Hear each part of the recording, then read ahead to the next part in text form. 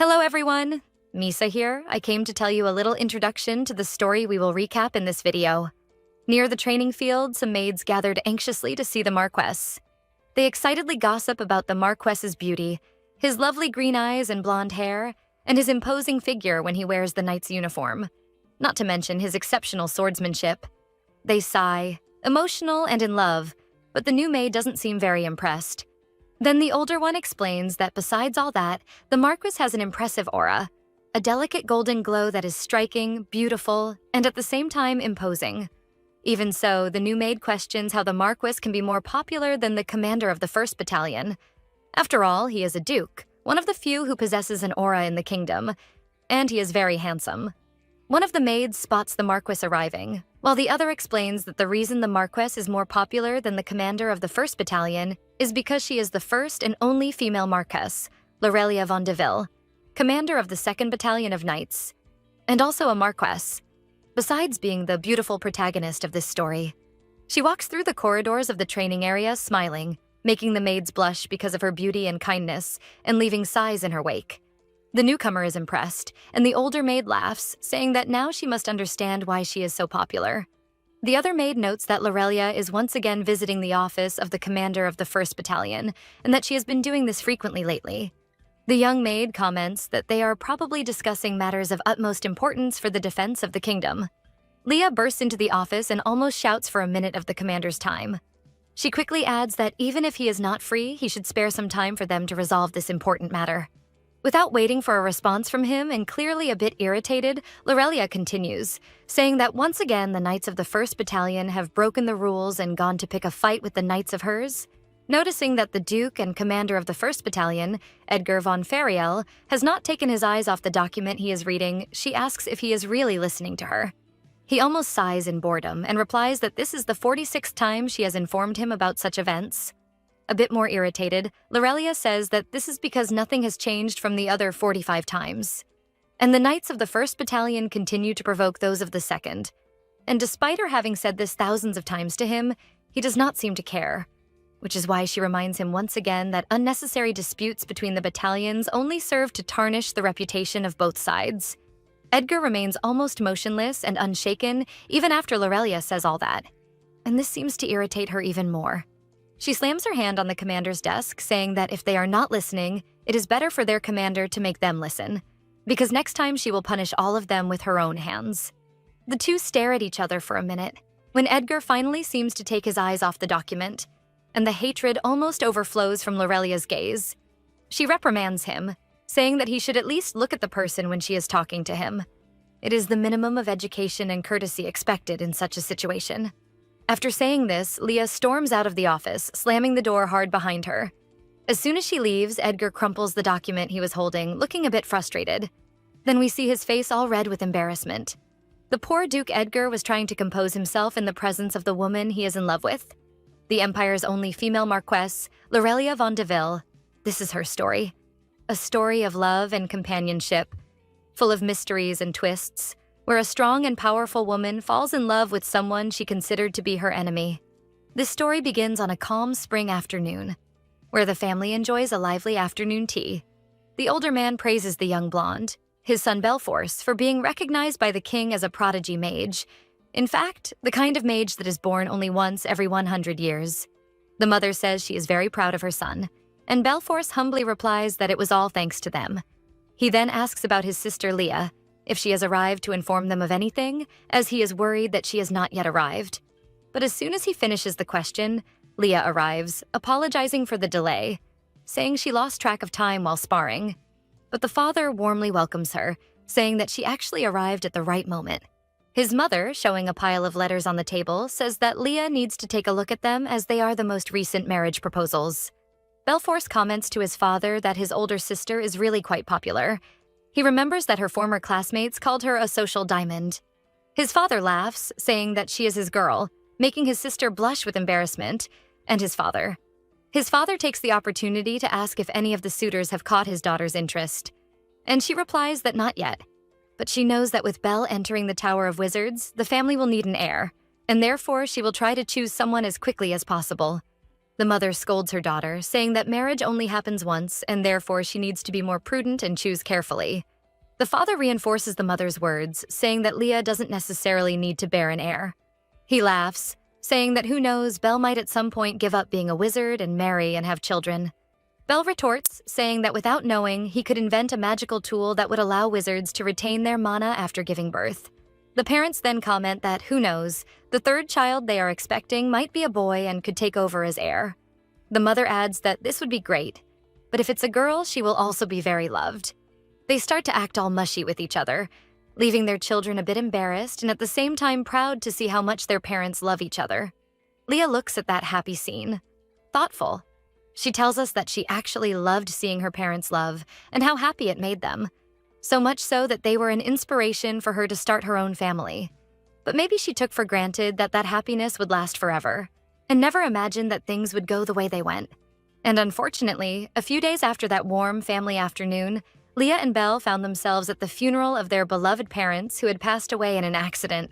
Belle cried uncontrollably while Leah seemed to be in shock, unable to believe that this was happening. The nobles who attended the funeral, without the slightest sense of decency, gossiped about the incident, especially curious about what would happen to the family since Belle is a wizard. And this practically means that they died without leaving a viable heir to assume the title of Marquis. Many speculated that the family would surely lose its seat on the Council of 12. Belle, upon hearing such insensitive gossip at the funeral of his beloved parents, becomes irritated, rightly so. But before he can do anything, Leah stops him, saying that he should just ignore such empty people. He turns to his sister and promises that he will continue the family, and that magic is only... Leah interrupts him before he can finish his sentence, reminding her brother how proud their parents were of the great wizard he would become. And that's why she asks him not to throw away something so important. Belle seems reluctant. Determined, Leah says that there are other alternatives and that she would continue the family lineage. The two embrace emotionally while the rain falls heavily, as if the gods were also crying for the death of our protagonist's parents. Sometime later, a heated meeting takes place in the royal castle. Some nobles are incredulous at the suggestion of having a woman marquis. They say this is unacceptable and that she should lose the title, or that the title should go to her future husband and not to her. A blonde nobleman named Jean Ralan says that the Council of 12 is composed of high-caliber nobles, so having a woman on the council would be an outrage, and other nations would look down on the kingdom. The king, after pondering this, when Leah says that she will prove her worth. After all, the law states that a woman can only assume a title after proving her worth, which means that if she proves herself, she will have the right to the title unquestioningly. Curious, the king asks how she intends to do that? She replies that she intends to do it with her sword, just like her father, who was the commander of the knights. Jean comments with disdain, saying that it seems the lady believes swords are ornaments. Not taking the insult lying down, Leah retorts, asking how he will deal with the shame when a simple ornament brings him to his knees. The two glare at each other with anger in their eyes, creating a tension so thick it could be cut with a knife. But the tension is broken by a loud laugh. It belongs to Cain, the crown prince. He comments playfully that the lady's spirit is already enough to defeat the Archduke. He turns to the king, asking if he is also not curious to find out if the Archduke can defend his knees from a mere ornament. Cain suggests that the council let the two face off, and if the lady wins against the Archduke. Jean insists that there should not be a female marquise. The prince says that if he is so sure about all this, all he needs to do is win. Jean gets irritated, but agrees with the prince and says that if he loses, he will recognize Lady Deville as marquise. Only if she loses, she will have to marry a man chosen by the council. So if Lady Deville lost and Belforce became the new marquis, the nation would end up losing a valuable mage. Therefore, they questioned whether the council should take measures to protect such important human resources. The king comments that the Archduke had a great idea. The prince, trying to change things, comments that one of the council members is not present and that perhaps they should not make an important decision without him being there. The king retorts that nothing is more important in the empire than his point of view. He then addresses Leah and asks if she agrees with the proposal. Although she thinks it is a bad proposal, she doesn't have much choice, so she stands up thanking His Majesty and determined to win this duel at any cost. After all, this is the only way to protect what remains of her family and honor the memory of her parents. The scene cuts to a blade slicing through the air with a sharp sound. The opponent raises his sword to block, and with that, the two weapons clash forcefully. Clang! The impact resonates in the air. Leah is pushed back by the force of Jean's counterattack. She grips the sword tightly, her arm trembling from the impact. Escapes her lips, but she does not yield. The blades clash again. Clang, clang, echoing across the field. Jean seems unshaken, as if that fight were too easy for his skills. But Leah is not joking around. She fights not only against Archduke Jean, but to prove that she is worthy of her family's title. She attacks Jean again, who blocks her attack with his sword. And soon after, he attacks her. But Leah quickly realizes and throws herself away, narrowly escaping Jean's attack. He smiles confidently, saying that he is somewhat impressed because she is a bit more talented than most noble children, but even so. Jean lunges at Leah with speed, who struggles to block the Archduke's attack. He stares at the young woman, finishing his sentence by saying that her skills are clearly not enough. And then, Leah's sword breaks. She looks incredulously at it. The Archduke smirks, mocking the young woman, saying that it really seems that swords suit her better when used as ornaments. And he loudly comments that it is shameful that the prince believed so much in the lady. Cain just shoots an irritated glance at Jean. The king, noticing that Lady Deville does not seem able to continue, raises his hand to end the duel while he begins to say that she was brave for trying. "Not yet, Your Majesty. This duel is not over," says Leah, as she grips the hilt of her sword tightly. Jean begins to criticize the lady for interrupting His Majesty's speech, but stops speaking as soon as he notices Leah's sword starting to shine intensely. Prince Cain looks excited, realizing that Leah is manifesting an aura. The Empire of Rohlan is a place where magical power is passed down through generations. And magic has long been the source of strength for the Empire. Thus, the more mages existed in the Empire, the greater the nation's power. But mages have always had a fatal flaw. When they give birth to a descendant, they lose their magical power. And so, plagued by a shortage of mages, the Empire has begun to rely on a new hope: a swordsman capable of wielding the power of Holy Light and Aura Master. The king becomes extremely excited to see that Lorelia can manifest an aura and ends up becoming the fourth Aura Master of the Empire. So the moment Lorelia von Deville's aura manifested, the king stood up and proclaimed that everyone should show respect to the new Aura Master. And at that moment, her title took on a completely different meaning. And the inauguration ceremony held for Marquis Deville, one of the specially chosen few for whom an aura has manifested, was remembered as being more splendid, more grand than any other. And after that, 3 years passed. In a training field, we see a man preparing to punch another person. Leah observes the scene as she unsheathes her sword. She scolds the soldiers from both battalions, saying that the small training battle is going on for too long. But as the men seem to ignore her, she makes a cutting gesture in the air with her aura to get their attention. And they finally seem to stop for a minute and realize that they are in big trouble since Leah looks furious. He quickly stands up while they try to blame each other for the chaos. She rubs her temples in frustration, asking the men if this is a battalion or a daycare. Then she throws a sharp look at Vice Commander Daikon, asking how many times she has had to scold him recently, and if it will be necessary for her to speak with his superior. Daikon strangely gets excited at the idea of Leah talking to his commander. Leah, not understanding, questions if he hit his head during the fight. Smiling, she concludes that it seems the commander of the Blue Falcons Battalion has no interest in disciplining his subordinates. So it looks like she will have to do it for him. Realizing they are in trouble, the soldier from the Blue Battalion whispers into a communicator asking for His Majesty to come help them. On the other side, we see the communicator that should be in the prince's ear on the table while he enjoys afternoon tea. Unfazed, he comments that it seems his plan has stopped working. He then picks up his teacup and winks at the commander in front of him. The commander of the Blue Battalion reminds the prince that he had already asked him not to act this way and to stop making these crazy plans. Instead, he should focus on his real duties. The commander points to the royal secretary Ordo behind the prince, commenting that he is clearly exhausted from having to do both the prince's and his own duties. Ordo, visibly exhausted, takes the opportunity to ask the prince if royal secretaries can resign. Cain just gives Ordo a small poke, smiling. He then turns to the commander and asks why he did a better job when the Marchioness came to see him. After all, if he had acted the right way, the members of the DML club wouldn't be suffering like this. The commander looks confused at the prince, questioning which club he is talking about. Cain is surprised that he doesn't know the famous DML club. He explains that DML club stands for Duke and Marquis Love Fan Club, so DML for short. And even though they didn't ask for permission from him or the Marchioness, still, yes, the Crown Prince represents all of us. All right, who wants to sign up for the club? The commander gets irritated and tells the prince that he will report the club as an illegal assembly based on impure thoughts. Kane retorts that he is being unfair since they work so hard to get into trouble with the Marchioness just so he has a reason to meet her. My God, I'm loving this prince scheming for them to be together. But Kane counters, saying that thanks to the club members, the commander is now very close to fulfilling his dream of finding love. Then suddenly, through the communicator that was on the table, Leah's voice can be heard. She says she is really disappointed with Sir Edgar. He, besides being very absent, seems to completely ignore the problems of his knights, and he seems to do everything to annoy her. The prince gives an awkward laugh and starts to say that it's all right to the commander while quickly grabbing the communicator and squeezing it in his hands to try to destroy it. Then he comments that things have momentarily gone in a not-so-nice direction, but it's just a small misunderstanding, and everything will be fine in the end.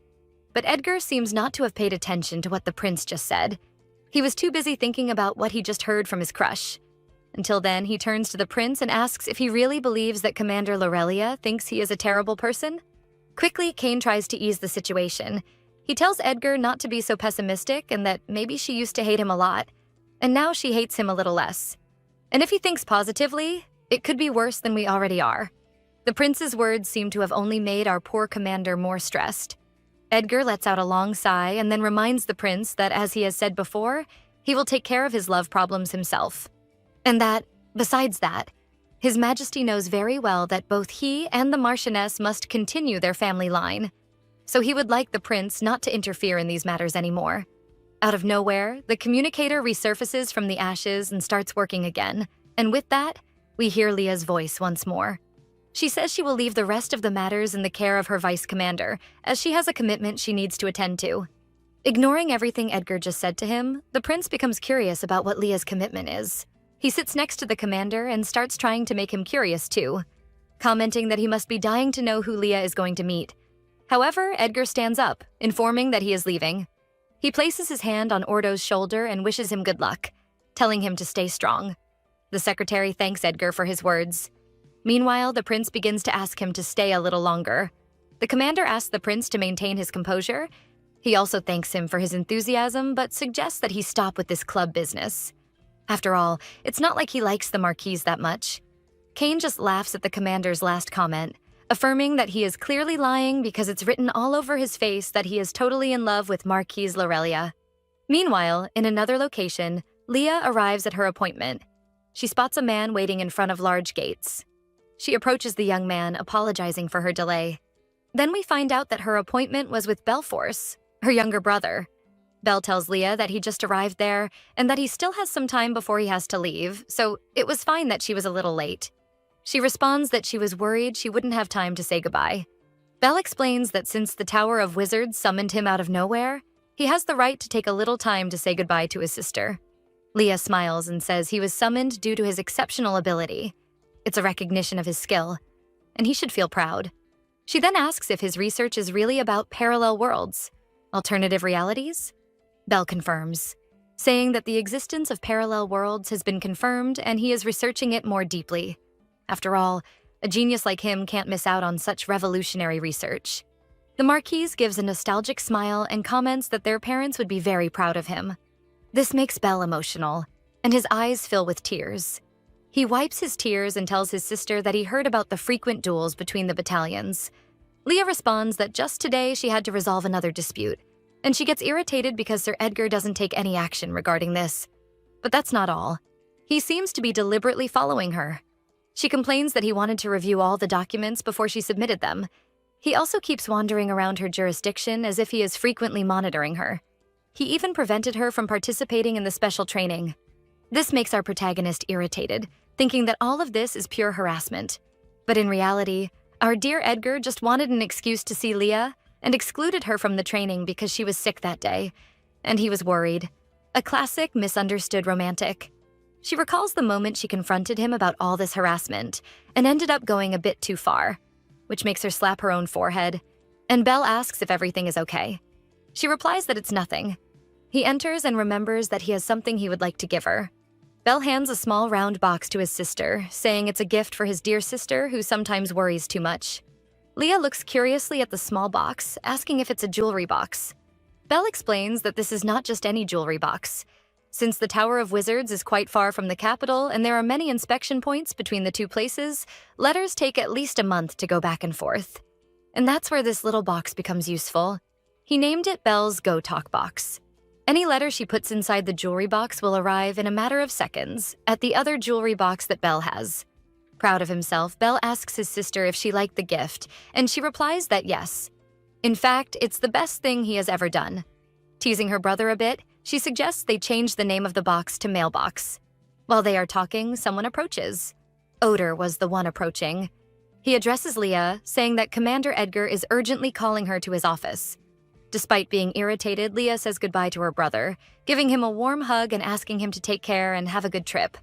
Belle asks her not to forget to use the jewelry box he gave her. She promises that she won't forget to send letters frequently. Leah goes to meet Commander Edgar, irritated that he always calls her at the worst possible moments. She promises herself that if he calls her for some stupid reason, she will punch him, but then she hears a soft ding. Leah picks up the jewelry box, curious to see if the sound came from it. She opens the box and there is indeed a letter inside.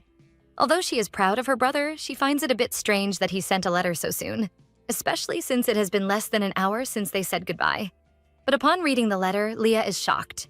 For the letter was sent by herself, but a Leah from another world, a parallel world. The Leah from the parallel world says that this is letter number 63 that Belle asked her to send, and she hopes that this time the letter finally reaches her. At the end, she signs the letter as Duchess Lorelia von Fariel. This leaves our protagonist confused for a moment since von Fariel is Commander Edgar's last name. But the sound of some people arguing about flowers coming from Edgar's office catches her attention. She approaches curiously, entering through the door that was already ajar. The scene she sees leaves her speechless. Edgar's office is filled with rose petals scattered on the floor and in the center, a romantic heart made of candles. She looks to the side, listening to two people arguing about the best way for the commander to confess. When she comes face to face with Edgar, who also seems confused to be there, she remembers the signature on the letter and feels embarrassed realizing that her other dimensional self is married to Edgar. Causing her cheeks to flush with embarrassment, Leah returns from her thoughts, giving a small jump of fright. Then she turns and looks at the letter desperately, trying to convince herself that the letter is just a prank from Belle. She rereads the letter, hoping that she might see something different. But the handwriting on the letter is clearly hers, so the content of the letter is practically undeniable. Seeing Leah having all these strange reactions, Edgar asks if she is okay. Irritated, she flings the office door open, asking him what the hell all of this is. Edgar puts his hand to his forehead, frustrated, trying to disguise it, says that it is nothing, while mentally cursing the members of the DML fan club. How is it nothing? Can't you see all of this? Leah says incredulously. But Edgar simply repeats that it is nothing she should worry about. Leah starts to get a little irritated with the whole situation and says that unlike him, she doesn't have all this free time to waste. So he shouldn't keep calling her unnecessarily, especially not to call her to help with his love problems. After saying this, she begins to withdraw, but not before giving one last jab at Edgar, advising him that he would look much better if he proposed on his own instead of sending his soldiers to meddle in this matter. And after that, she leaves, stomping on the floor. Edgar watches a little worried as Leah walks away when the prince suddenly appears out of nowhere, commenting that it seems this operation was also a failure. Noticing the prince's presence, Edgar asks what he meant by that. The prince begins to explain, but the irritated commander interrupts him, saying that he was referring to what Kane wanted to say about the operation. Kane looks a bit startled by the surprisingly rude tone of the commander.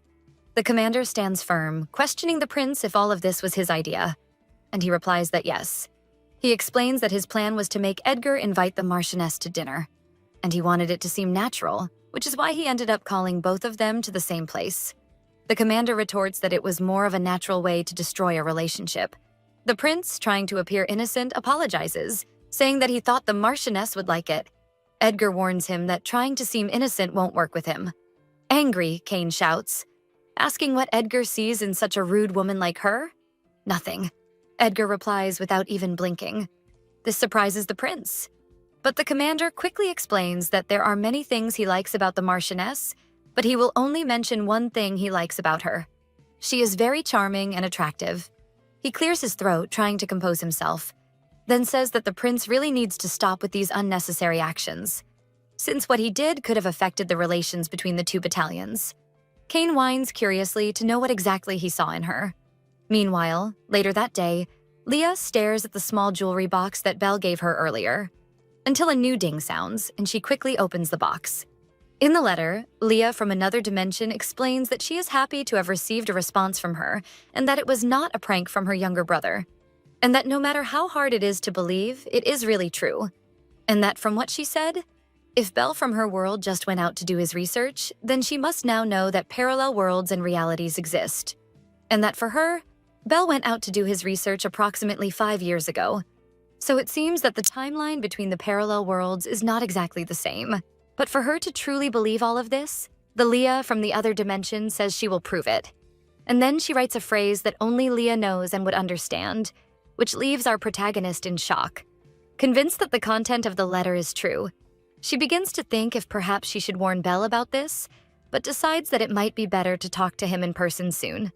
The Marquise then decides to write a new response letter. In her letter, she says that she believes parallel worlds exist and that she is very proud of her brother's invention.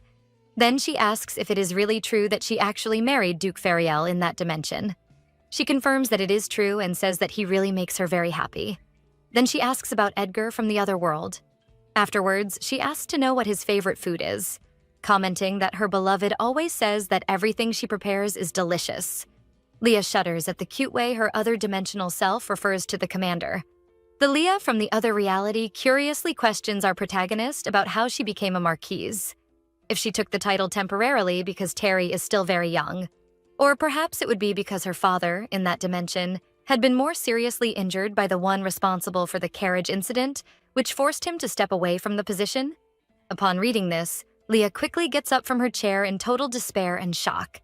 She thought that her parents' death had been a simple accident, but it seems she was wrong. The letter continues by saying that if that were the case, Leah should go after the culprit because in her dimension she did not, and that was her greatest regret. The next morning, Leah wakes up with her eyes so swollen that she can barely open them.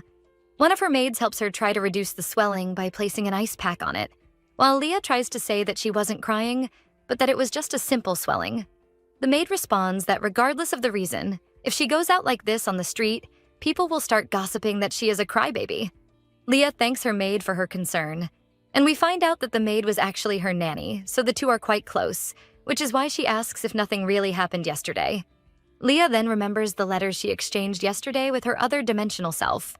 She feels sad and at the same time happy to know that the baby her mother was expecting was actually a boy, and that in the parallel world he was born well and healthy and was named Terry. Furthermore, he was being trained to become the next Marquis, which is why her other self from the parallel world never had to fight for the title of Marquise and managed to marry. Her parents in that parallel reality were still alive. This was good to know, but at the same time sad, because unfortunately, in her reality, her parents were no longer in that world. But this also made her think a lot about why this was. Was it only in her reality that her parents were gone because of an accident? Or was someone really behind the accident that took her parents? But why would someone do that? Even when she asked Leah from the parallel world about it, she couldn't provide any details about it. She decides not to rush. First, she must investigate the incident better, and the person responsible for investigating this is Sir Edgar. She is not sure if he would let her accompany the investigation, but she believes she should at least try to ask to see the case files. Her nanny quickly places the ice back under the young lady's eyes. She gives Leah a little scolding, saying that she already warned her that she needs to leave the ice on that spot longer, and that she is very worried about the young lady because she always tries to handle everything on her own, and that she should share her fates and, moreover, worry less and enjoy life a little. Taking the cue, the nanny says she heard about a new pastry shop that opened recently and is quite popular among young people. That Leah should take advantage of the clear and sunny day to go out for a bit, take a walk, and eat some delicious sweets. Leah thanks her dear nanny for her concern and care. But then the maid comments that she should take some sweets to the Fariel mansion. This surprises Leah, who questions her nanny why she would take sweets to Sir Edgar. The nanny explains that she was saying that the lady should send sweets to the widowed duchess since she had invited the lady for afternoon tea, not her son.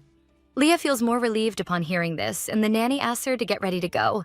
The Marchioness begins to question whether she really needs to get ready to go out, but the nanny insists that she should hurry up and go, because that way she can have time to stop by the cafe before going to work.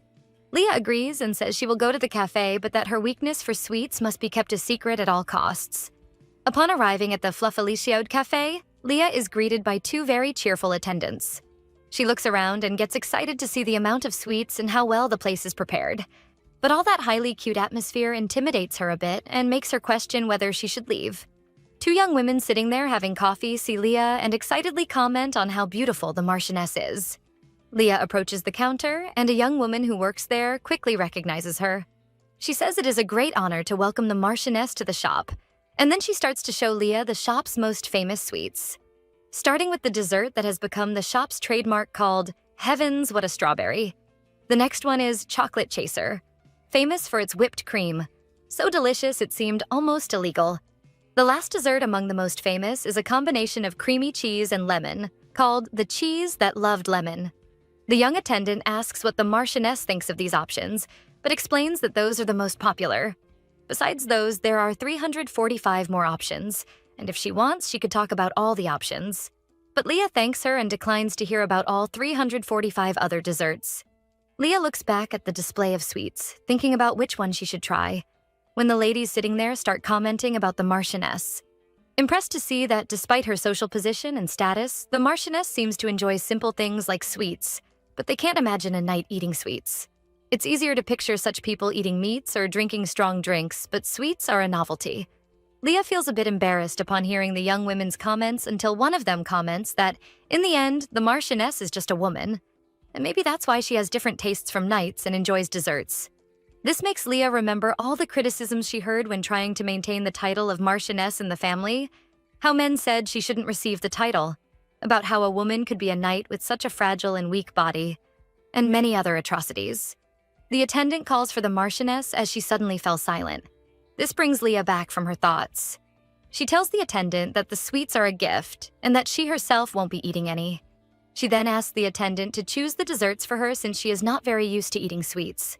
The attendant asks for a moment to choose the desserts, and the young women there comment that maybe they misunderstood the Marchioness, and that in reality, she seems not to like sweets at all.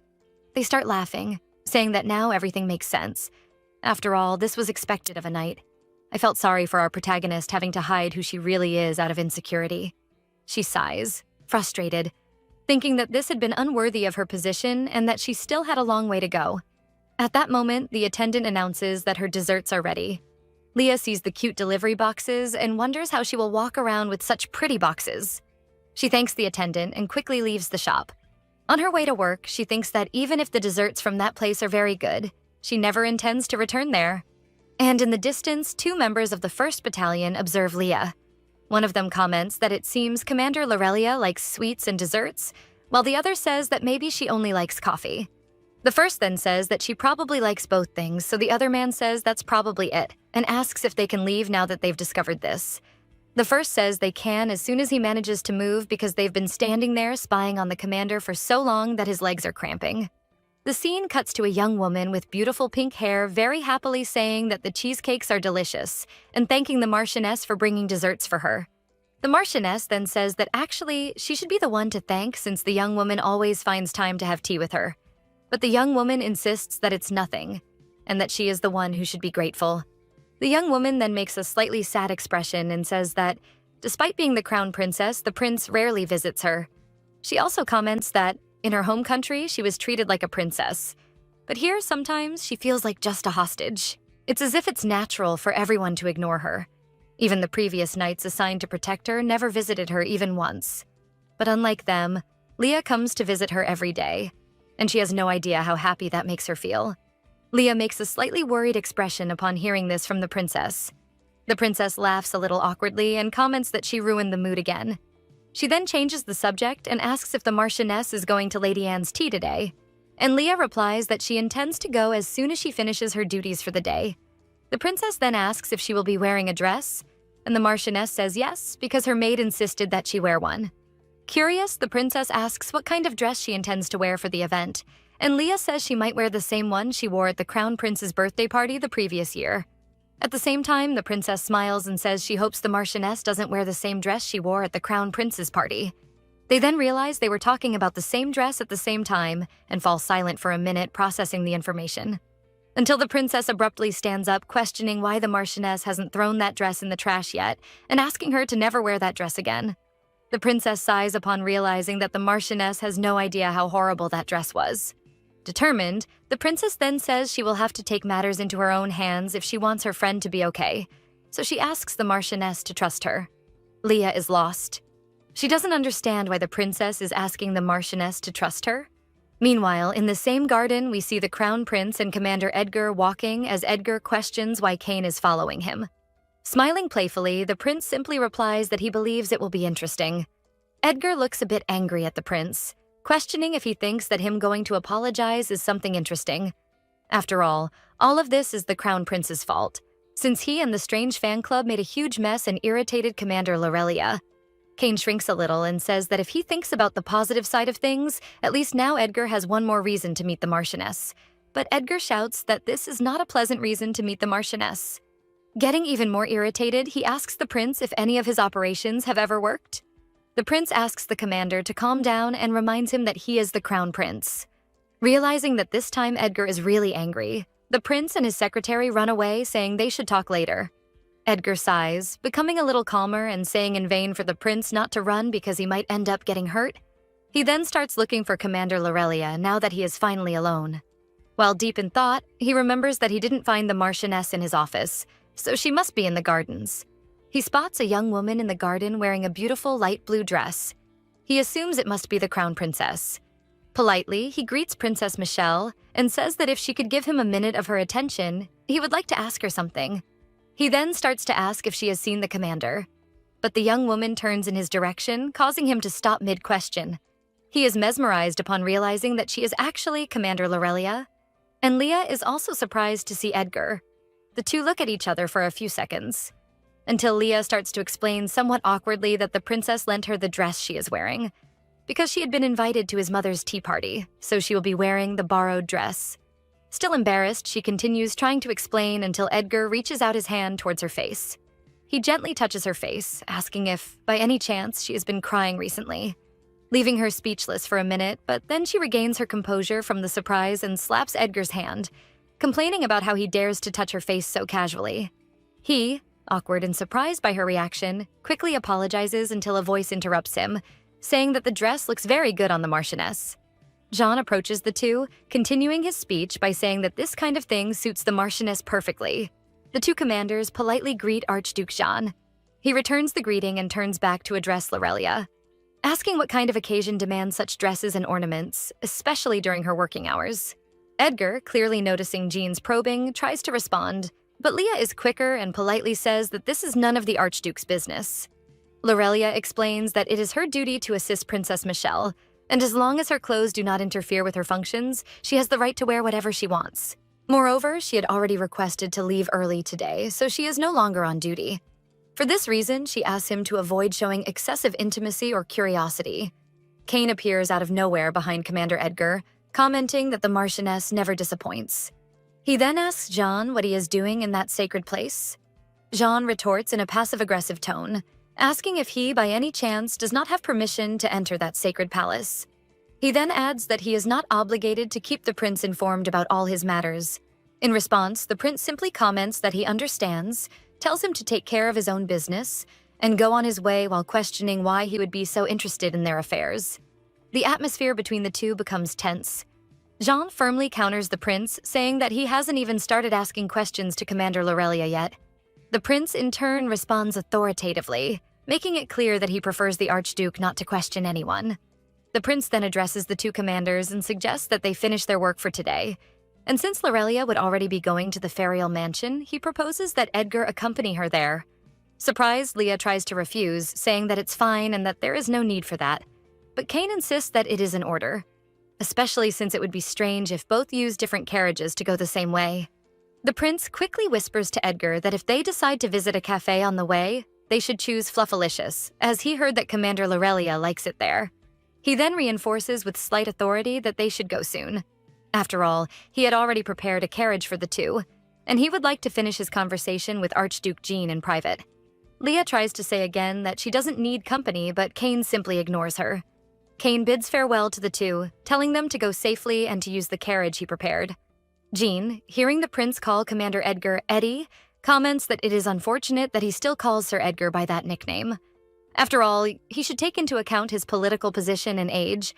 Kane counters the comment by saying that Jean is just jealous, but that if he had been informed, he would have continued to call him Jeannie. Jean, irritated, loses his patience and warns him not to call him that. Kane, now with a more serious expression, puts his hand on Jean's shoulder. And still calling him Jeannie, says that he is holding back out of consideration for the old times. The prince approaches Jean, looking him in the eye, and warns him not to overstep his boundaries. Meanwhile, in the carriage prepared by the prince, Edgar and Lorelia are sitting quite close to each other due to the carriage being rather small. Leah mentally wonders if she will really have to stay like this for 30 minutes. With the swaying of the carriage, they end up bumping into each other even more. She complains in her thoughts, asking if the Empire's finances were really that bad to use such small transportation.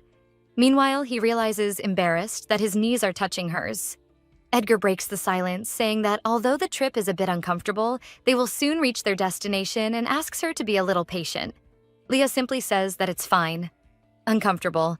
Thinking that his tone came out a bit ruder than he intended, Edgar remembers that he still needs to apologize for the recent incident. He comments to the commander that he has something to tell her. She looks at him curiously while he remains silent for a few seconds, gathering the courage to speak. Still a bit embarrassed, he apologizes to her. Leah looks surprised upon hearing Edgar's apologies. He speaks sincerely, saying that he believes there have been some misunderstandings between them. He then apologizes for everything that has happened so far and adds that, if nothing else, he would like her to at least know one thing.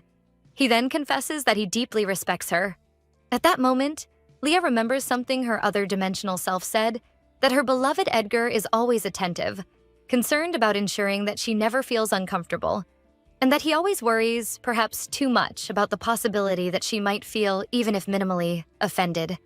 I admire you, Commander Lorelia, says Edgar, a bit embarrassed. Leah is very surprised to hear this. Him admiring her? She never imagined she would hear something like that coming from him. We are teleported to the past, exactly 3 years ago, to the day when Edgar formally introduced Lorelia as the commander of the 2nd Battalion, in front of the entire battalion. He tells everyone that she will be the leader of the Red Wolves, so everyone must be polite and respect her. And quickly murmurs begin to arise among the battalion members, questioning why a woman would be their leader and that it was ridiculous. And the vice commander comments that having a woman commander was the worst thing that could happen to them. Edgar, hearing that, starts to scold the knights, but Leah interrupts him. She asks permission from Edgar and begins to walk towards the knights while drawing her sword, saying that it's time to find out who the real weaklings are. With the sword in hand and a confident look, she invites the knights to duel with her. Soon after, she makes a quick lunge, launching herself towards the vice commander and attacking, but stopping her sword inches before hitting him. Startling the man who is completely unprepared for that, she then turns to Edgar while commenting that she doesn't care if everyone decides to attack her at the same time. But to her surprise, Edgar seems to have a rather irritated expression. Remembering this, she mentally questions whether he really respects her, concluding that this is clearly a lie. After all, he has laughed at her from the beginning. Returning to the present, after recalling that past event, she tells herself not to be so easily fooled by a handsome face. Then she asks if he really just said that he respects her, and he confirms that he did. She is a bit speechless at such an honest and straightforward answer, and stammers a bit. Then she says that it's okay almost automatically, quickly trying to correct herself by saying thank you very much. Edgar lets out a small laugh at the situation and then says that he is the one who should be grateful. Leah is impressed by Edgar's beautiful expression, surprised that he could show such an expression. Remembering something, she seizes the moment and tells him that she has something she would like to ask him. She says that she believes he is the one responsible for the case of her parents' accident. So she knows that her request might be difficult, but she would like to see the files related to the accident. And that although she does not doubt the commander's abilities, and that it is a bit rude to ask to review a case that has already been closed, she admits that she only avoided the subject because of the mourning, but she really would like to look at her parents' accident case at least once. Leah, looking down, apologizes for the request, but at the same time begs him to let her look. Edgar brings his hand closer to hers, saying that he understands and that he has also been thinking a bit about the case and that it would be good for her to know a little more about the accident. So there is no reason for her to apologize. He concludes with a supportive smile on his face. Leah is once again impressed by Edgar's expression, but thanks him. She observes him again, for a moment, wondering why that expression seems so familiar to her. The duo finally arrives at the Ferial mansion. The widow Duchess Anne von Ferial apologizes to the Marchioness de Ville, explaining that, unfortunately, the tea party has been canceled. She adds that she did send a notice to the mansion, but she believes that, for some reason, the Marchioness ended up not seeing the message. Leah tells the Duchess that it's all right, and that she brought some desserts and will leave them with the attendant and take her leave. Leah responds to the Duchess kindly, saying that it's all right. She explains that she brought some desserts and that she will leave them with the attendant before taking her leave. Then she thanks Sir Edgar for accompanying her there. He replies that it was no problem at all and apologizes for making her go there for nothing. He then changes the subject and asks if she would like to review the matters they had discussed in the carriage while they are on duty the next day. Excited, Leah says she would love to do that tomorrow, and then she starts to withdraw. But the Duchess asks her to wait. She apologizes for making the Marchioness come all the way there for nothing, and to make up for the inconvenience, offers her second son to serve as the Marchioness's companion. Edgar is surprised by his mother's suggestion, while the Duchess asks Lloyd to come closer and greet the guests. A handsome young man with light hair and green eyes casually approaches, saying hello to the Marchioness and her older brother. Leah is surprised, realizing that the Duchess clearly orchestrated all of this as an attempt to arrange a marriage for her youngest son. Soon after, she tries to calm herself, remembering that what the Duchess is doing is reasonable since she is of marrying age. Lloyd extends his hand towards Lorelia. She hesitates for a second, but then thinks that the second son of a duke is even more than he deserves. Leah then bows, thanking the Duchess. She then extends her hand to accept Lloyd's invitation. Edgar, who is watching everything in panic, grabs Leah's wrist before she can touch his brother's hand. He turns to his brother, saying that he is sorry, but that is not going to happen, leaving Lloyd and his mother completely perplexed. Edgar then asks the commander if it is all right with her. He would like to spend this time with her instead of his brother. However, what just happened was clearly a proposal for Edgar's brother to court her, so when Edgar asks to take his place, Leah is even more surprised by the whole situation. Realizing what he just suggested, Edgar tries to explain himself, saying that he just thought it would be a good idea to look over the case papers earlier. Leah looks towards the Duchess, questioning if it is all right for her to accept the invitation. But Edgar smiles, responding that, of course it is. Seeing the Duke's smile, Leah finally realizes something, that she might now understand what that smile means. The same one she saw 3 years ago. From the beginning, he was never laughing at her. Perhaps she misunderstood before, and that smile means he admires her? Maybe. But if he is not laughing at her, then does he admire her? But what exactly does that mean? As Leah gets lost in her thoughts, Edgar bows to his mother and brother, asking if it is all right for him to step away to resolve a few things with the Marchioness. Lloyd quickly affirms that it is fine. And to be honest, despite being honored to accompany the Duchess, he is starting to feel bad for his future fiancée. The widowed Duchess says that it is all right. After all, if it is part of their work, she has no right to question it, but she hopes her son only does his job and nothing more than that. Embarrassed, Edgar replies that yes, and asks for permission to leave. The two then politely say goodbye to Edgar's family. As they leave, Leah asks if they are going to Edgar's office because she would like to change clothes, but Edgar says that would take quite a bit of time, so it would be better to go straight there, especially since there is a place he would like to visit with her. Curious, Leah asks what that place would be. Meanwhile, the widowed Duchess watches thoughtfully the interaction between the two. The scene cuts to Edgar and Lorelia already reviewing the documents, but Leah does not seem very happy. Mentally, she says that although she is glad to see the documents so quickly, she does not understand why Edgar chose the cafe of all possible places to do this. Edgar looks at Leah, saying that he only brought the most pertinent documents to the case, but if she wants to see any others, she can ask. Noticing the commander's uncomfortable expression, he questions if something is bothering her. Meanwhile, all the young ladies in the place seem to be paying attention to them. Leah asks almost in a whisper why they came to this cafe. Edgar simply says that someone recommended the place to him. Lorelia respectfully explains that a man and a woman going to a place like this together can be easily misinterpreted. And besides, that place does not seem suitable for a meeting about government matters. Whispering even lower, she also comments that to make matters worse, the attendants at that place are somewhat oppressive. As soon as she says this, the attendant who is approaching asks what they would like to order, and Edgar asks the attendant to give him a minute. He then tells Leah that if she is uncomfortable, they can go somewhere else, but he says this still in front of the attendant. So Leah, feeling awkward, quickly grabs the menu and says that it's all right because she likes that place and that she loves all the desserts there, so he can choose whatever he wants. The attendant gets excited to hear this and says that it is an honor to serve the commanders. She then starts to explain again about the desserts of the place. When she talks about the chocolate dessert with whipped cream, the Marquise's eyes light up. But she realizes that she is getting too excited and tells Edgar that he can choose whatever he wants for them to eat. But he, perceptive, says that he would like the last dessert that the attendant just mentioned. She questions if he is referring to the Peach Pitch Lovely Peach, but he says no and yes to the one before that. Excitedly, she says that she understands. A little flushed, Edgar confirms that it is the chocolate stalker with whipped cream, and the attendant says she will bring the order right away. Leah lightly teases him, commenting that apparently he likes chocolate. He, with a firm tone despite still being embarrassed, retorts by asking if he doesn't have the right to like chocolate. She says that of course he can like chocolate and lets out a small laugh. Edgar asks her not to laugh at him, and she apologizes while still chuckling lightly.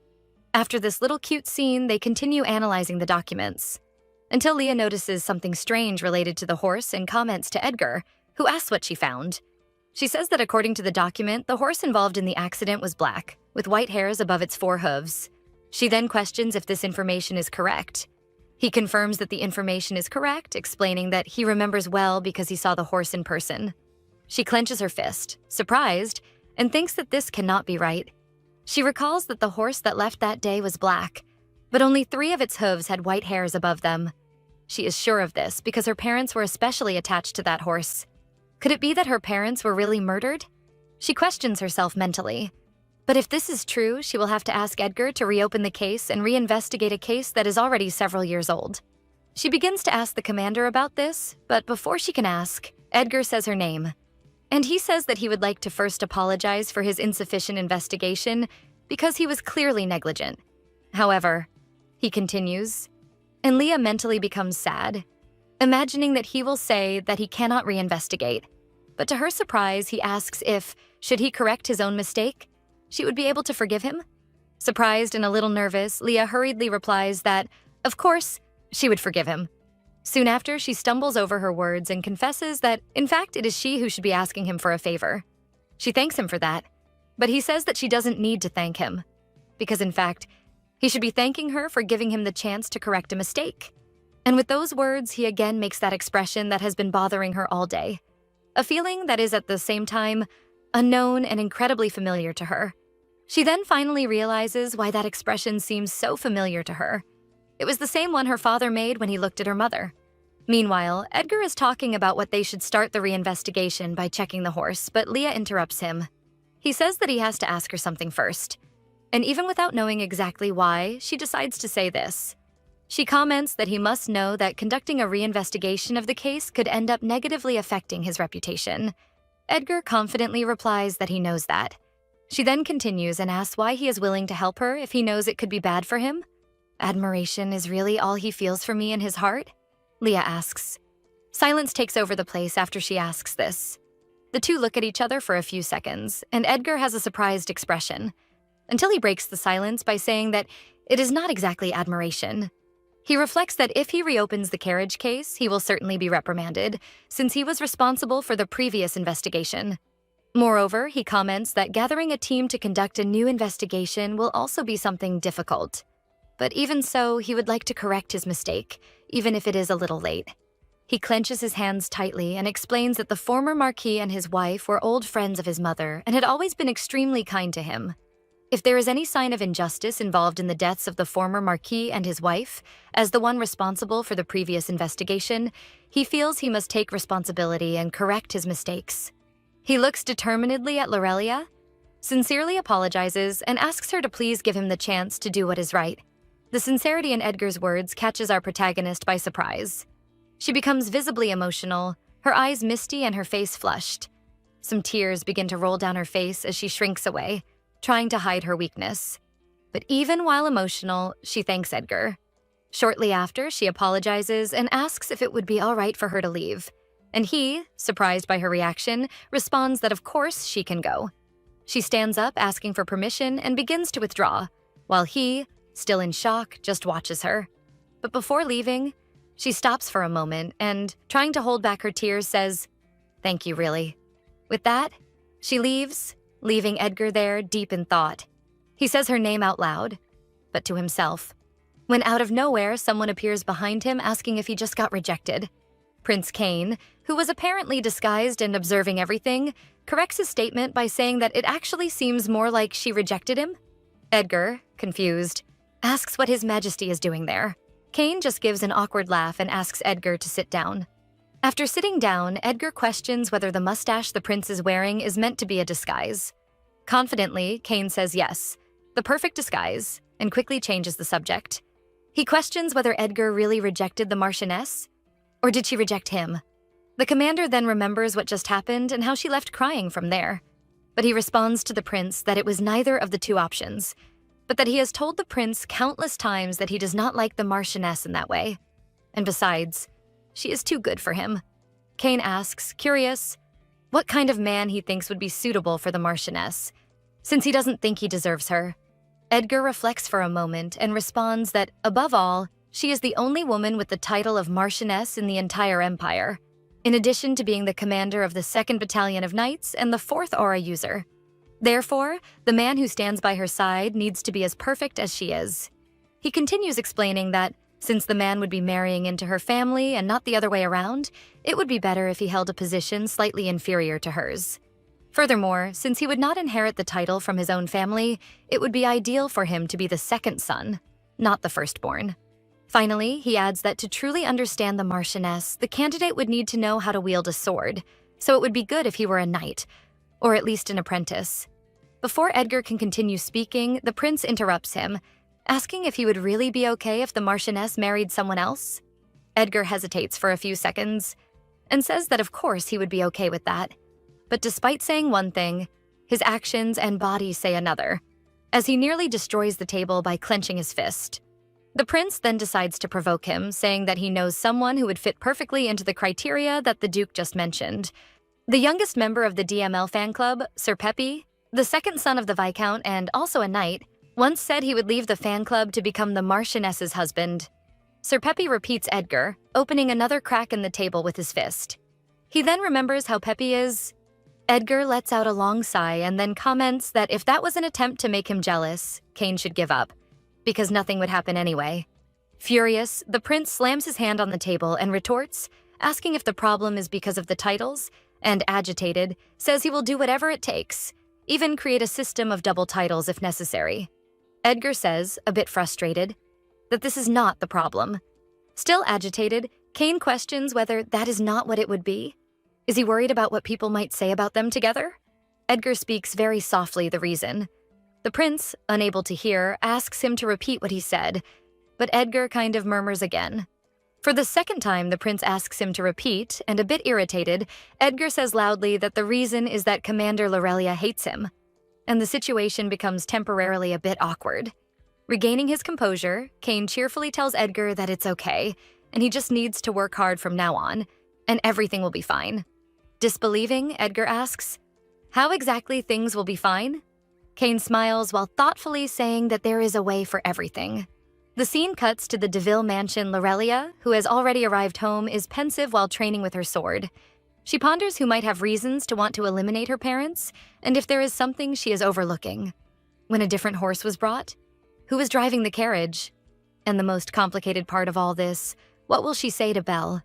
Leah strikes the air forcefully with her aura, a bit frustrated and worried.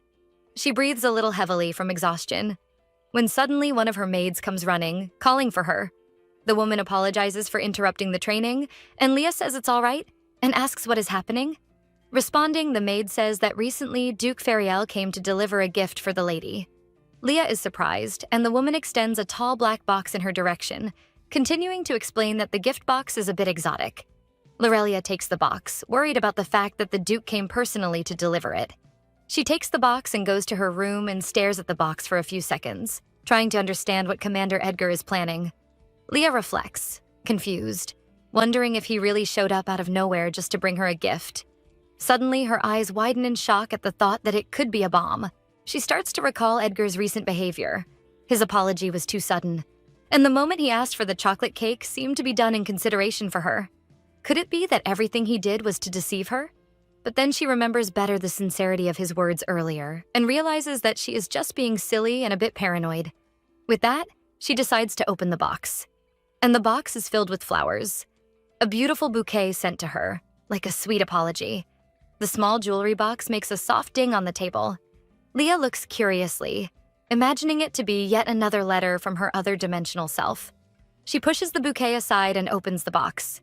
In the letter, the Leah from the other dimension tells that Edgar gave her flowers, but not just a bouquet. Actually, a carriage full of flowers. A carriage full of flowers is a bit of an exaggeration, so perhaps our protagonist should be happy that her Edgar only gave her a box. The letter continues, and the Leah from the other dimension mentions that she found that amount of flowers absurd.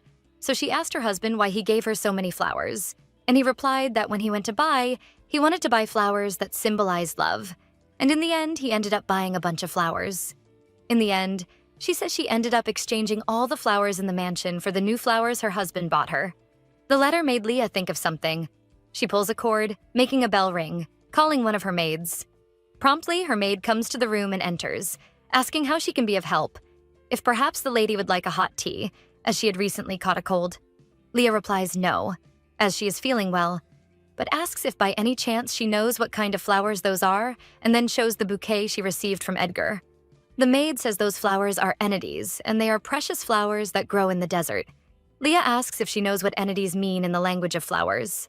The woman replies that they mean, "I want to comfort you."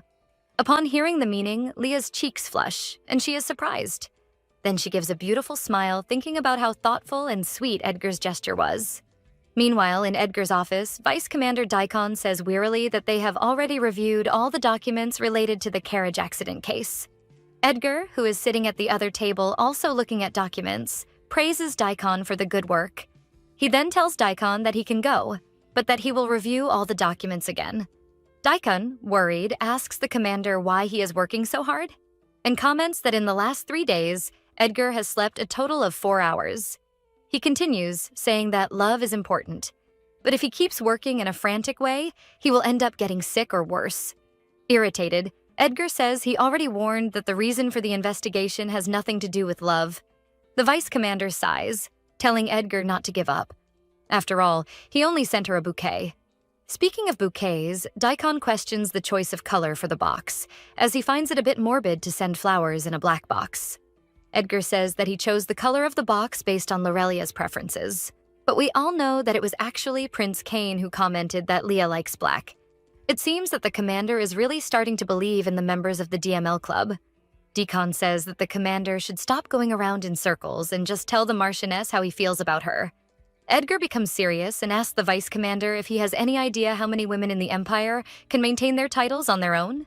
Daikon, not understanding, replies that the commander of the 2nd Battalion is the only one. Then Edgar asks if he knows why that is. And Daikon says it's because it's something very difficult to do.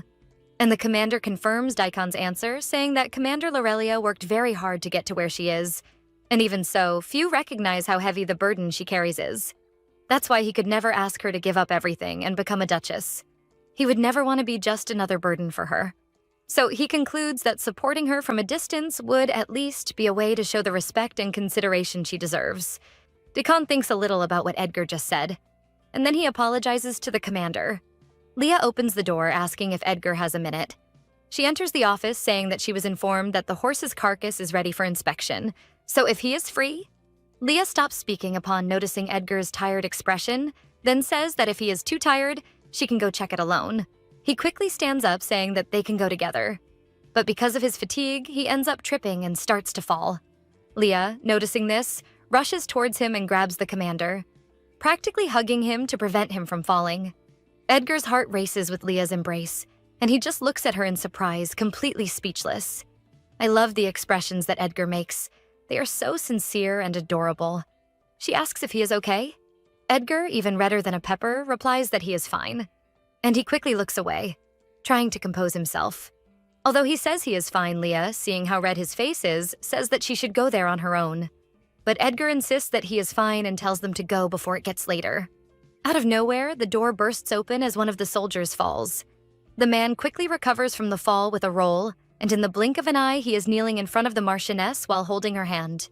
He smiles at her, saying hello.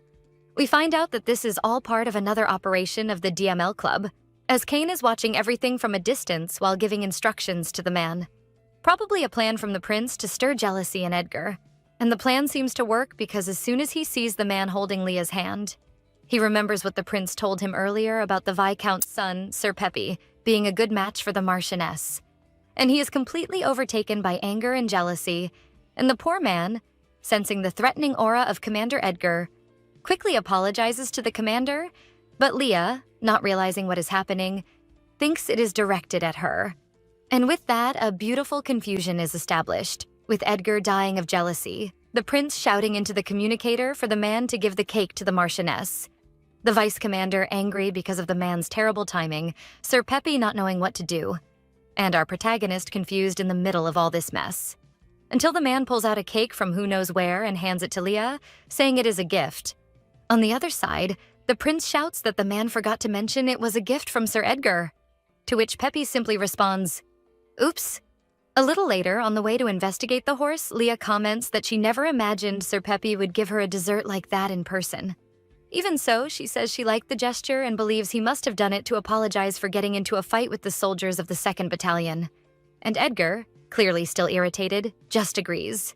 The man who is guiding them to the location warns that the grave is just ahead. He comments that he thought a lot about where to bury the horse, as the Marquis loved that horse in particular. Leah becomes a bit thoughtful and sad upon hearing about her father. And Edgar, noticing this, says that he can investigate the horse alone if she prefers. But Leah assures him that everything is fine. The man in front lets out a startled shout upon looking at the grave, questioning what that is. He starts to stutter, incredulous and scared. Leah approaches quickly to look and perhaps try to understand what is happening and is also startled by what she sees. The skeleton has a strange shape and is very different from a horse. The employee, still incredulous, says he is sure he buried the Marquise's horse in that location. Edgar, who had also approached, confirms that those are definitely not the bones of a horse. Leah says those are the bones of a chimera. She is sure of this because of Belle. He had shown her the bones of a chimera several times.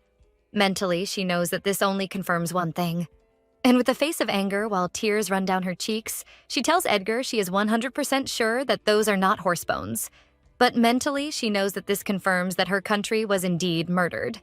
Edgar watches her, worried and surprised by the change in her expression. It's almost as if she already suspects something.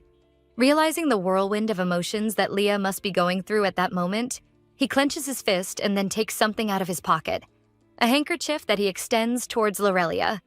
Then, with a determined look, he tells her that he swears to become her sword. She looks at him, surprised by the Duke's kind and sincere gesture, realizing that she truly has an ally in him and that everything he has said so far was true. Meanwhile, in the middle of the desert in a simple little house, someone seems to be playing with an animal while a woman reads a book. The man leans against the animal's paw while complimenting it for being a good boy. This seems to catch the woman's attention as she looks in their direction. Then she stomps her foot hard on the ground. She then asks the man, who is named Nex, when they are going to leave that miserable place. Nex responds to the woman, who we find out is named Ignis, asking if that's why she has been so upset. Ignis shrugs and says it's nothing, a little irritated. Nex approaches and holds her hand, saying that whatever she wants, she just needs to tell him.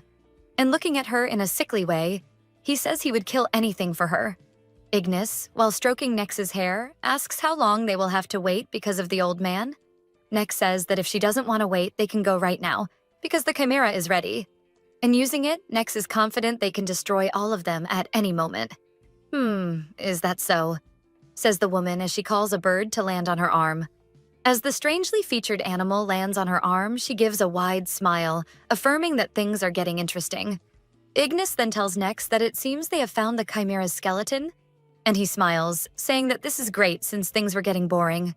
She stands up and starts walking while laughing a little, and says that it's time to wipe them out.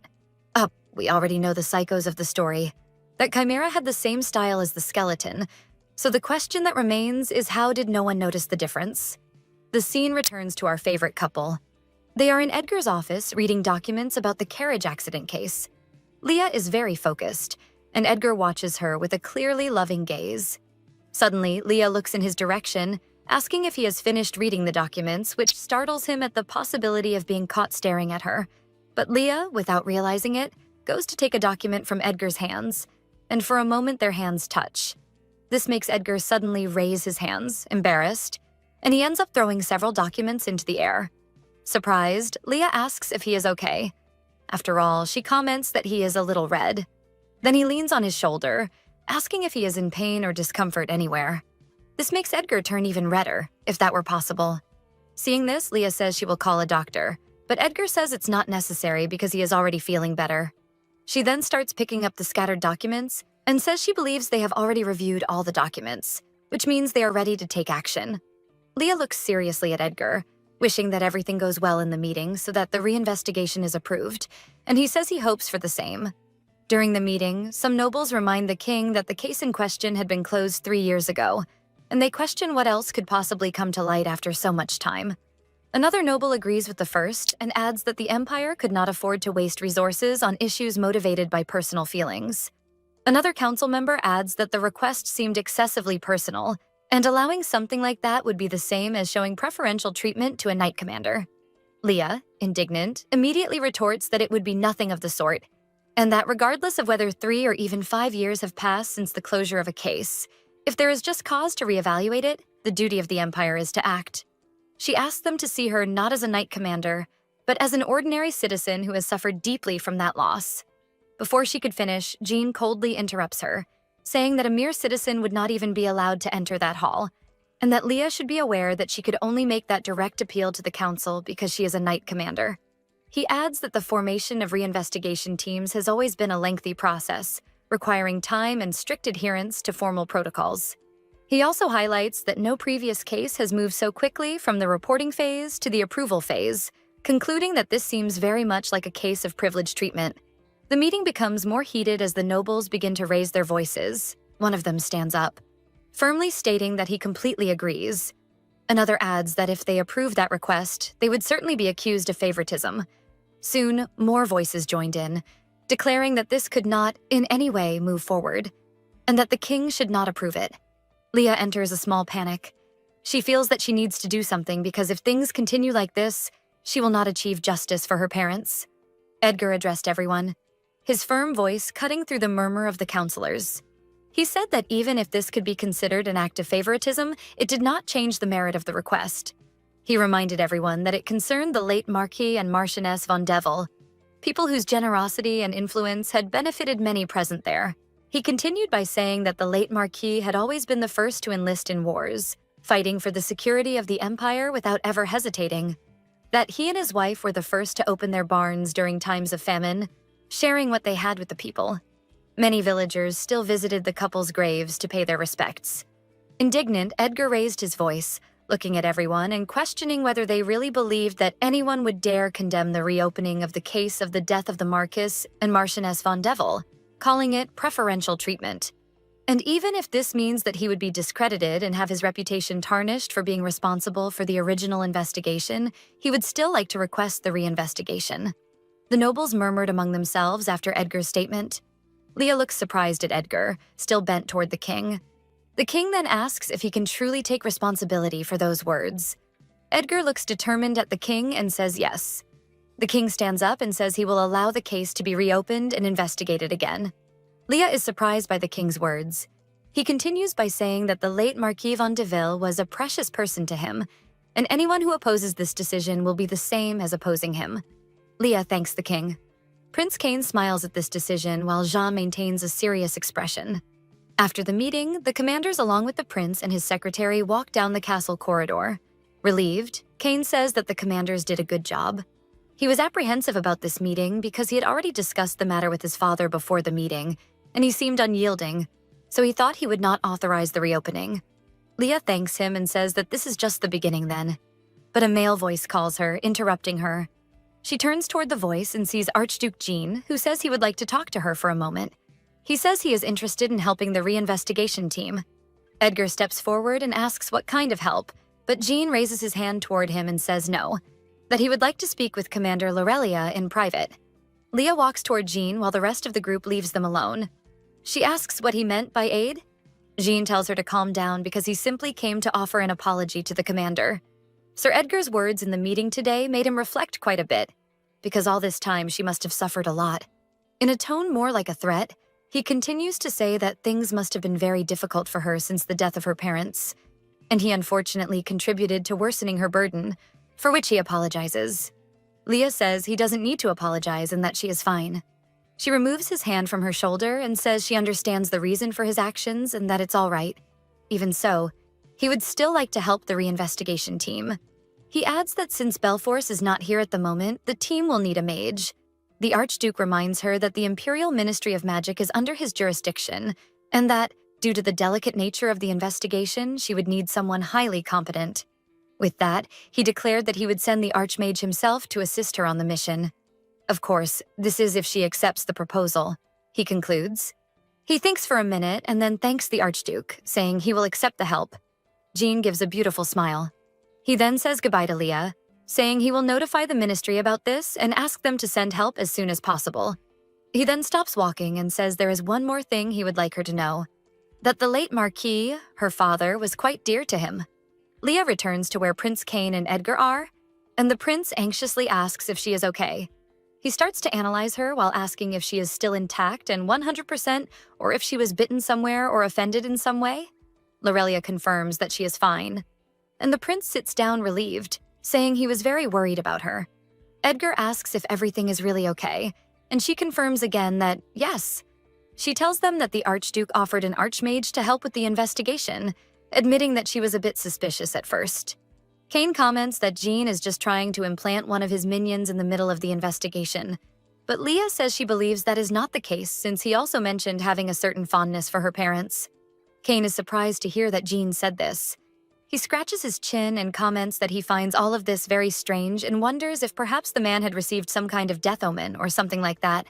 Edgar, for his part, says it would be wiser to proceed with maximum caution, for he knows that Archduke Jean never makes a move without reason.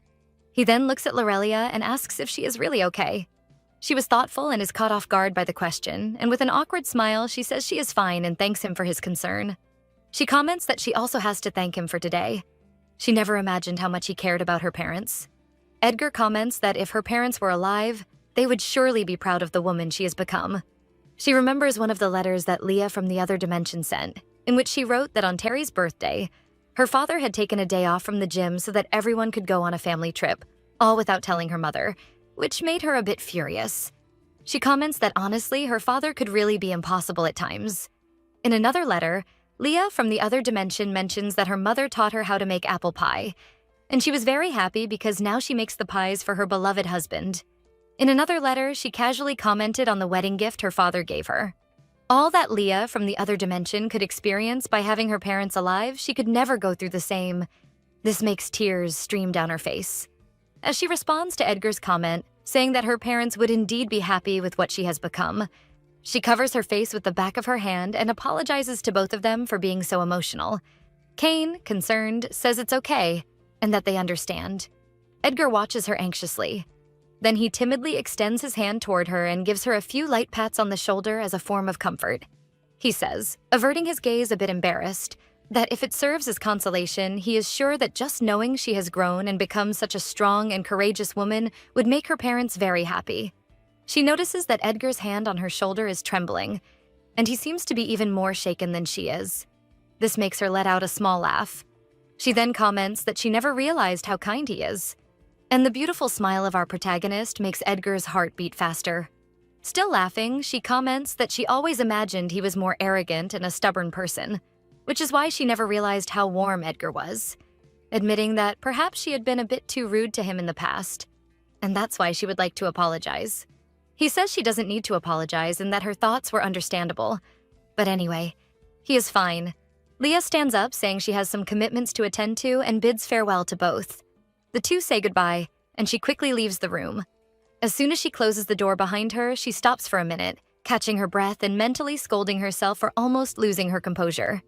And as her heart starts to race, she wonders if that's why Edgar seemed so handsome just a moment ago. Shortly after, in a small meeting room, the members of the 1st and 2nd Battalions stare at each other as if they were mortal enemies. Edgar announces that starting today, everyone present in that room is part of the reinvestigation team for the case of the carriage accident involving the Marquis and Marchioness de Velle. And because of this, he would like to introduce a person sent by the Ministry of Magic to assist in the investigation. Please be polite. He adds, looking seriously at the knights. The woman with wine-colored hair and yellow eyes introduces herself as Katie. She is an archmage and also the head of the Ministry of Magic. She says it is an honor to be part of the investigation. The vice commander of the 2nd Battalion comments that she cannot imagine how grateful they are to have her there with them, because he thought they would have to endure only the knights from the 1st Battalion. The 2 knights from the 1st Battalion look irritated at those from the 2nd Battalion. Then Sir Peppy says that he is also relieved because, unlike the knights from the 2nd Battalion, they will finally have someone intelligent helping them. Both knights become irritated and stand up excitedly, continuing to provoke each other like 2 spoiled children. Seeing this, Edgar orders Sir Peppy to stop the nonsense, but he seems clearly ignored. In silence, Leah stands up. Quickly, she heads towards the 2 brawlers. She gives a good smack to her soldier from her battalion, ordering both to sit down and be quiet. The force of the impact is so strong that it makes the poor knight spin around and fall face first to the ground. Leah turns to the rest of the people present, apologizing and acknowledging that she should have offered him more guidance. The 2 knights from the 1st Battalion are petrified with fear at Commander Lorelia's attitude, while Edgar seems to find her cute and blushes a little. A love-struck man, right folks? A pure green flag, this man. Katie smiles at Leah, saying there is no need to apologize as she is enjoying the lively atmosphere of the place, also commenting that perhaps that's why Michelle likes the knights. Hearing this, Edgar informs everyone that Katie is also Michelle's sister, the consort princess. The vice commander of the 1st Battalion, upon hearing this, comments that he now understands why Katie's smile seemed so familiar. Sir Peppy says she is truly amazing for coming from a distant kingdom and still becoming the head of the Ministry of Magic, and that she must be very admired for that. Katie's expression changes slightly, becoming darker, then she asks if he really thinks that, and that perhaps what he just said is true, but maybe not. Edgar, ever observant, seems to notice Katie's change in expression but says nothing. Katie changes the subject, saying they should start the investigation. Everyone begins the investigation, and after a while, Katie comments that she believes she will be able to find the wizard who created the chimera by examining the residual mana that is in the creature's bones. However, there is a small problem. Upon hearing this, Leah questions what the problem would be. Katie explains that the process to identify the remnants of the mana is time-consuming, and that in addition, the bones are quite old. So this will make it take even longer to extract the mana. Leah asks how long she thinks it will take. Katie replies that it will take at least 3 months. Edgar, upon hearing this, says that is much longer than they expected, and that they cannot just sit around doing nothing during that time, so they will have to find other things to do while Katie extracts the mana. Deacon reminds his commander that 3 years ago they investigated everything there was about the case, which makes it very difficult to find something new. The soldier from the 2nd Battalion adds that, besides that, the coachman involved in the accident was dead, and since the accident occurred in a remote location, there are no witnesses. With these words, silence dominates the place, until Edgar suggests that they re-examine all documents to ensure they haven't overlooked anything. Leah then says she would like him to leave that part to her, because she has a source of information that might help. Edgar becomes curious about who this source could be, and noticing his expression, she says she will explain everything better at the right moment. But for now, she just asks him to please trust her. That same night, Leah is sitting in her quarters with the jewelry box and some letters on the table. She is deep in thought, looking at it, then lets out a long sigh. She takes her pen and begins to write to the Leah from the other dimension.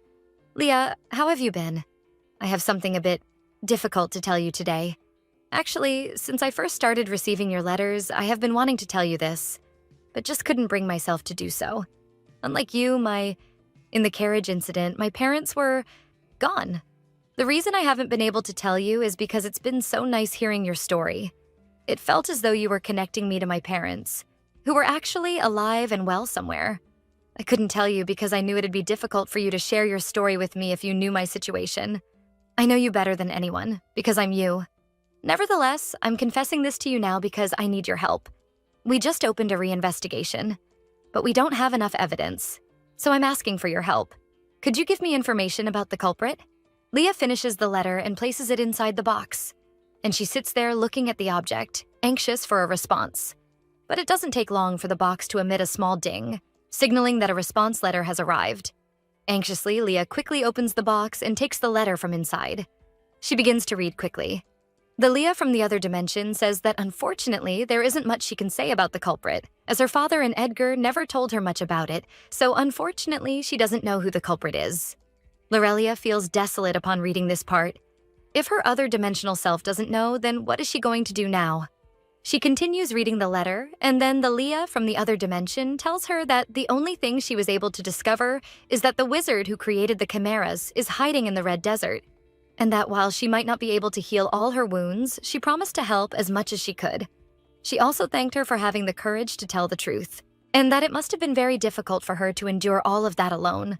But there is one thing she would like her to know: that she deserves to be loved, that she has worked hard all this time. That's why she wants Leah to know that she loves her very much. The words of the Duchess touch Lorelia deeply, and tears begin to stream down her face. She really needed to hear that, even if it was from her other dimensional self. This gives her the energy to continue. She has achieved so much on her own, gone through various trials, and she will not give up now. No matter the cost, she will find the culprit.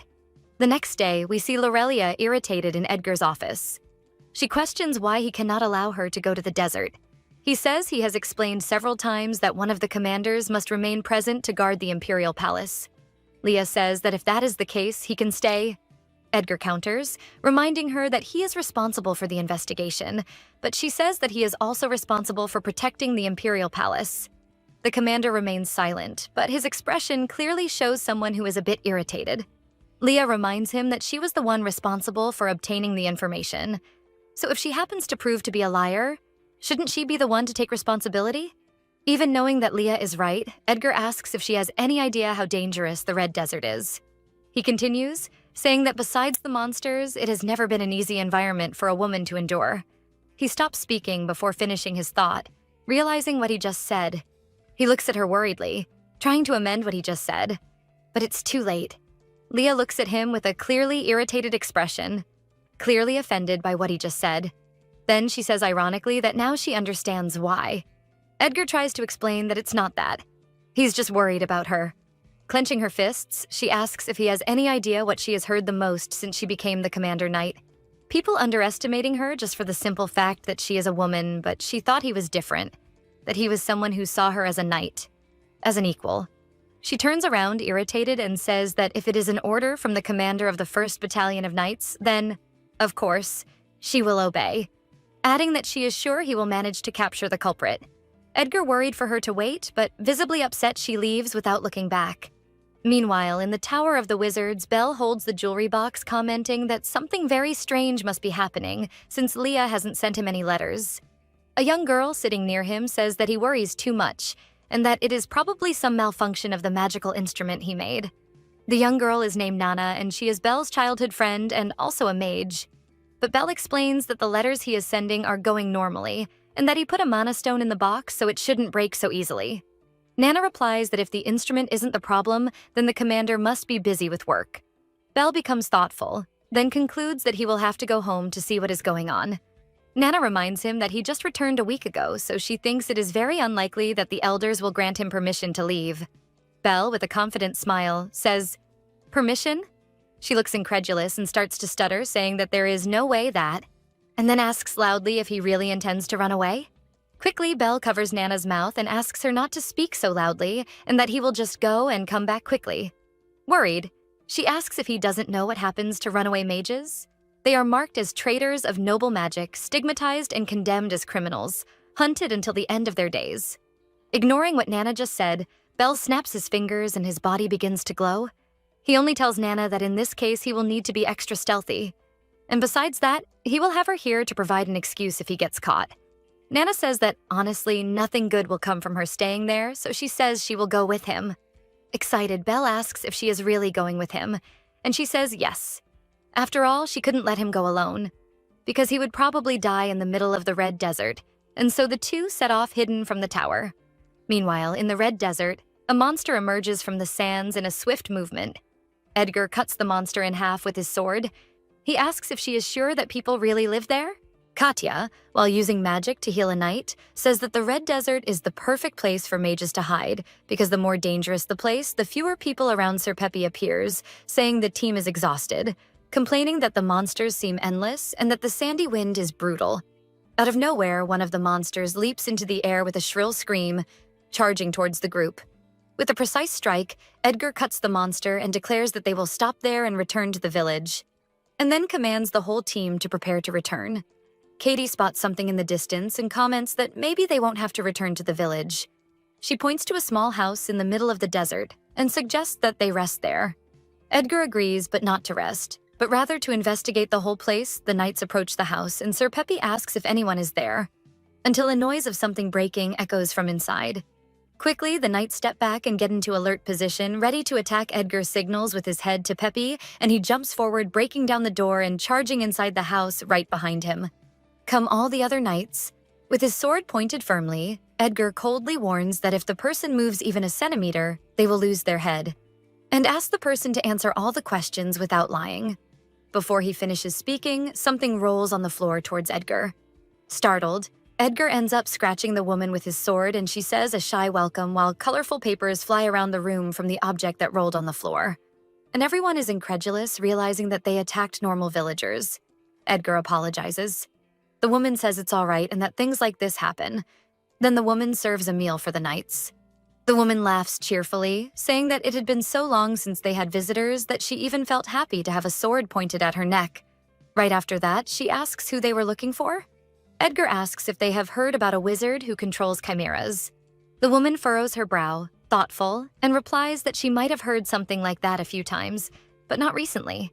And as everyone knows, wizards lose their powers when they have children, so marriage and love are taboo for them. The man comments that there is no better place for wizards to run away together than the Red Desert. He explains with a slight smile that there they can love each other and even have children in secret. The couple smiles, holding hands, revealing that they were once wizards, but are no longer. Some knights get excited about the romance. Katie, in a more realistic way, says that it doesn't matter the reason. A fugitive is a fugitive. And Edgar comments that even so, it is still romantic, and that some people have difficulty expressing their true feelings. Meanwhile, at the DeVille mansion, Leah is wondering how things are going over there. Then she gets a bit irritated and starts to mock the fact that everything is surely going well since they have the great Commander Edgar leading them. Then she remembers how worried he became after what he said. She lies down on the table and comments that he apologized. Then, out of nowhere, the small jewelry box makes a soft ding announcing the arrival of a letter. Lorelia quickly grabs the letter and starts to read. Then she gets up, saying that she needs to get to the Red Desert as quickly as possible, because the letter said that the people responsible for the carriage accident were not just strong wizards. Moreover, they are part of a powerful faction that is rebelling against the crown. And then she concludes that Sir Edgar is in danger. Lorelia gallops quickly through the sands of the desert while mentally going over what was written in the letter, that there will be a revolt at the prince's birthday party. And in this large-scale attack, many lives will be lost, and the one who will cause the most damage is the wizard hiding in the Red Desert, the same one who controls the chimeras. Leah senses an energy coming in her direction. She then makes her horse stop quickly and sees someone aiming at her with a strong light amidst a sandstorm. She grabs her sword, preparing to try to counterattack with her aura. The scene cuts to Edgar fighting against a huge chimera. The fight seems intense and has been going on for a while, because one of the knights asks if he is okay, but Edgar tells him not to worry about him. And to protect the rest of the group, he says this while defending against another energy strike. The commander is determined to fight with everything he has and orders all the other knights to do the same, because it is the only way for everyone to return alive. The chimera does not spare our dear commander and attacks him relentlessly while he struggles to defend himself. The tail of the chimera is also ahead and makes attacks independently, and Edgar, seeing that the attacks are intensifying more and more, knows that he cannot just defend and must attack. With that, he uses his aura to launch an attack that completely destroys the chimera's tail. The man who lived in the supposed inn shouts angrily at the owner for the damage done to his creation. Irritated and promising to kill them all, he casts a spell on the destroyed tail. The tail begins to writhe and reshape. Edgar orders one of the knights to do something to wake Katie so that she can teleport them out of there quickly. Suddenly, the soldier shouts for the commander to be careful. Edgar turns quickly, and seeing that a strike is coming in his direction, he raises his sword to defend himself and barely manages to do so, but the force of the blow sends him flying backward. The chimera looks curiously at its new tail that it just used to attack the commander, and its creator claps proudly at the work of his creation. But before Edgar can process what is happening, another blow is launched in his direction. He defends, but a drop of blood staining the sands of the desert shows that Edgar is close to his limit and has been hit. A new blow comes in his direction, but this time stronger. And despite the commander defending, the attack breaks Edgar's defense and he ends up being hit in the arm that holds the sword.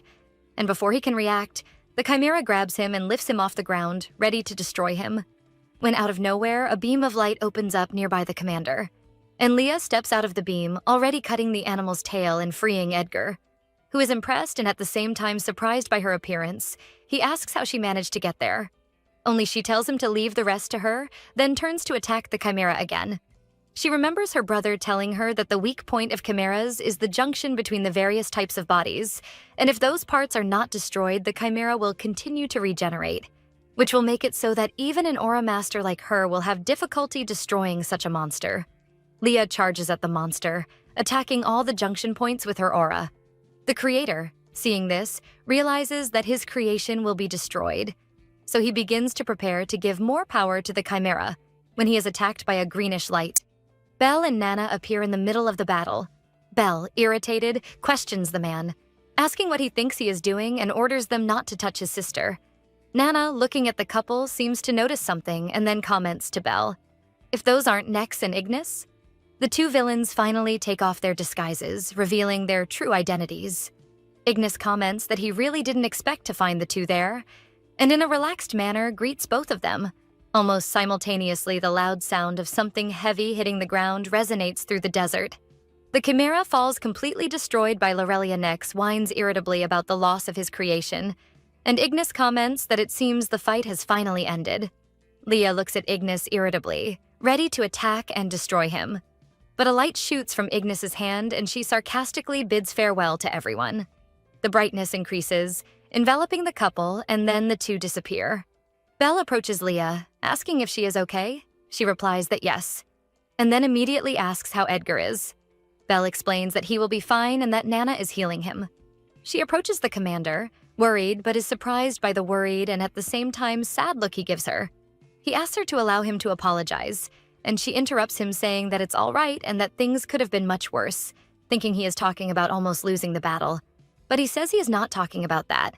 He says that the last time they met, he said it was difficult for a woman to survive in the desert.